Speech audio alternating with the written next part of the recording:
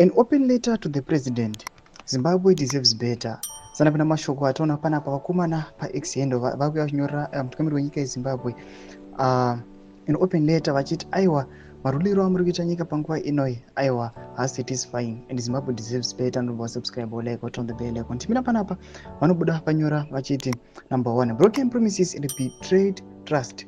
Mr. President, we marched against Robert Mugabe believing in a new Zimbabwe, one of hope, progress and good governance. We trusted you to lead us into a better future.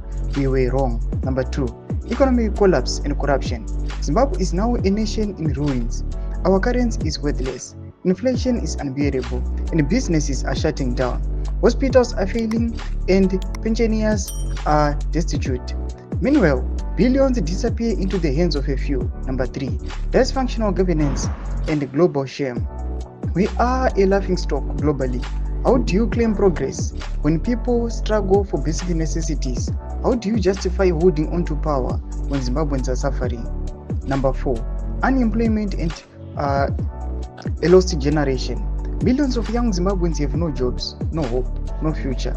May have fled into foreign lands because their own country offers them nothing. You have failed us. Number 5, time to step down. Your leadership is no longer wanted. Zimbabwe is tired of lies, oppression and suffering. If you have any dignity left, resign now before history remembers you as just another dictator. Number 6, the people rise. We refuse to be prisoners in our own land. Zimbabwe belongs to its people, not to self-serving politicians. Change is coming, one way or another. Zimbabwe deserves better. Tomashoko anobuda vanyuka pana pamudileta tunakuti vakomana vajamuka and they are now tired.